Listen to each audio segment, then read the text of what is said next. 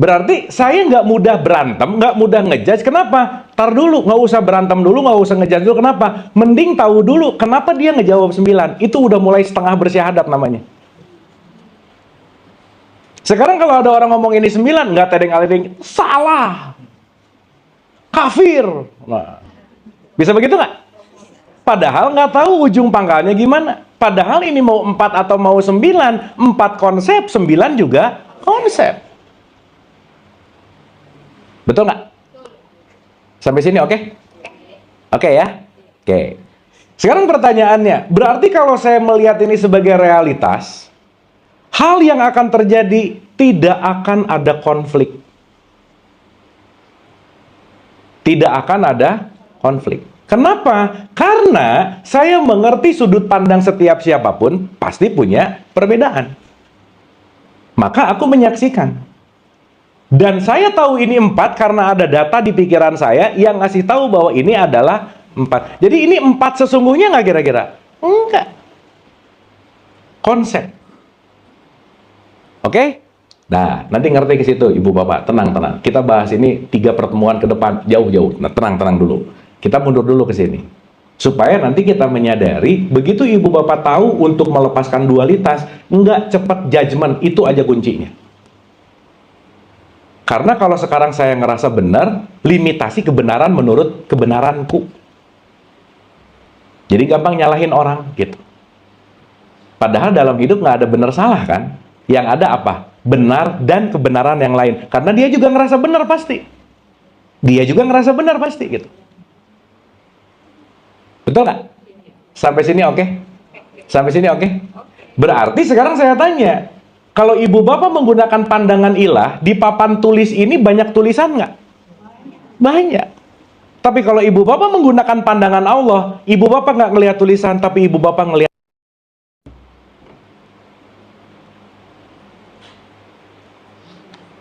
Karena kalau nggak ada whiteboard, tulisan nggak akan ada.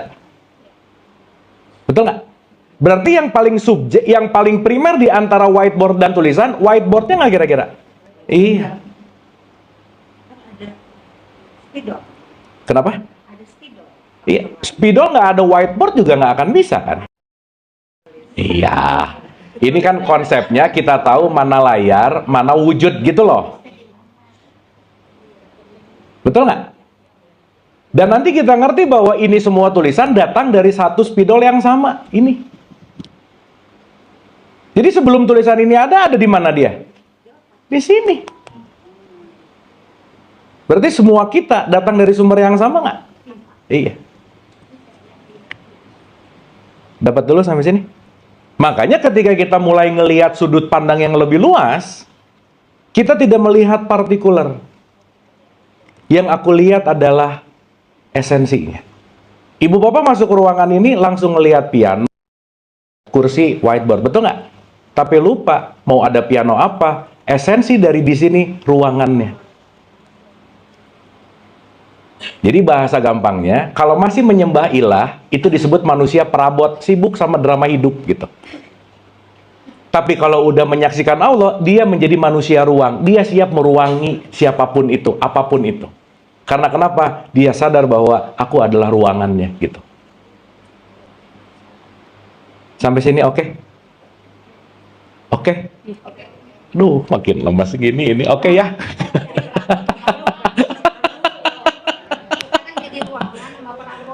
Sip ya. Nah, nanti bentar lagi ngerti, Bu, Pak. Nah, sekarang saya tanya.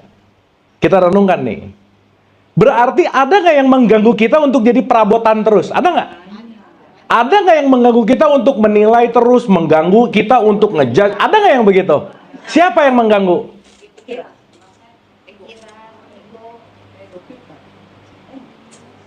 Atau gini deh, bukan siapanya dulu deh. Di mana dia mengganggu? Di luar diri kita atau di dalam diri kita? Berarti kalau gitu semua apapun, pernah dengar nggak? Musuh adalah musuh diriku sendiri. Pernah dengar nggak? Diri yang mana yang jadi musuh? Nah, berarti kalau kita mau menyadari keterhubungan, enggak, aku harus mengenal siapa aku. Aku yang mana nih? Karena akan banyak aku di dalam aku. Contoh,